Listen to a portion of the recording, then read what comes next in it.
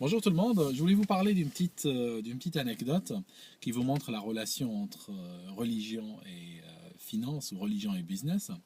En fait, en Égypte, les gens qui regardent les films égyptiens savent que le robinet là-bas s'appelle Hanafiya. C'est ainsi qu'on l'appelle en égyptien. Et en fait, récemment j'ai appris l'histoire, pourquoi on en est venu à appeler le robinet Hanafiya. Alors écoutez-moi bien. Ce qui se passe, c'est que dans les écoles sunnites, je vous donne juste un petit background de 15 secondes pour que vous puissiez comprendre la suite de l'histoire.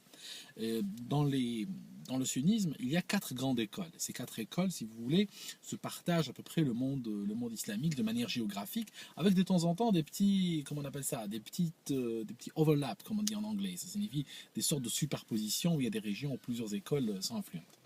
Alors, par exemple, vous allez en Algérie, c'est plutôt des Malékites, c'est l'école Malékite qui est là.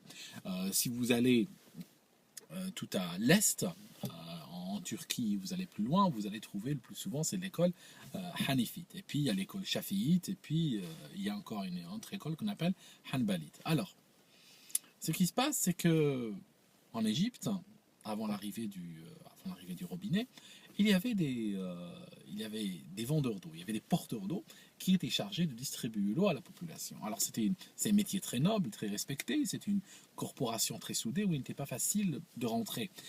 Pourquoi? Parce que il fallait avoir des qualités, il fallait être fort, il fallait être digne de confiance pour aller chercher l'eau dans un endroit propre, être digne de confiance parce que il fallait avoir le droit ou la possibilité d'entrer dans toutes les maisons des gens. Donc c'était une corporation, on va dire, respectée et fermée. Alors, à un moment donné, arrive la plomberie en Égypte. Les gens commencent à installer des robinets. Et très rapidement, cette corporation se sent, et à juste titre, menacée d'ailleurs. En France, il y a eu une démarche similaire avec l'eau et le gaz à tous les étages, qu'on trouve ces fameux panneaux qu'on trouve dans les bâtiments parisiens. Ce qui se passe, c'est que l'eau a commencé à arriver à tous les étages chez tout le monde.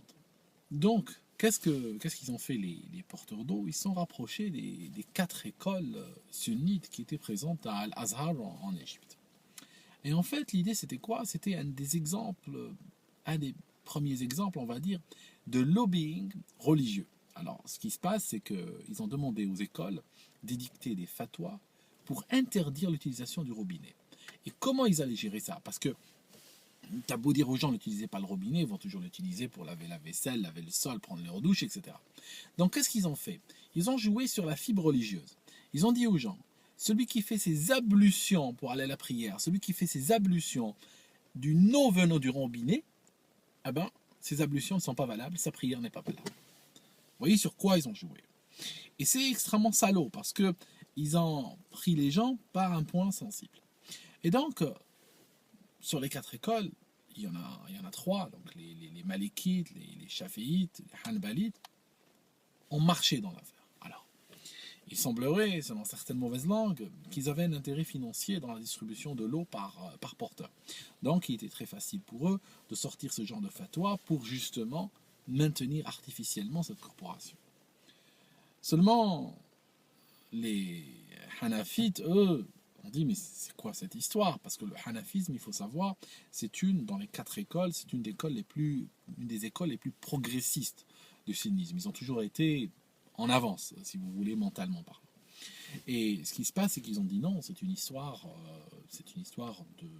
pas une histoire de religion, c'est une histoire technique, c'est une histoire civile, ça ne nous regarde pas. Et ils ont même rajouté, qu'entre parenthèses, ils trouvaient que l'eau qui venait du robinet était même plus pure pour faire ses ablutions que l'eau qui vient d'une bassine, qui vient d'une sorte de récipient qui peut facilement se contaminer.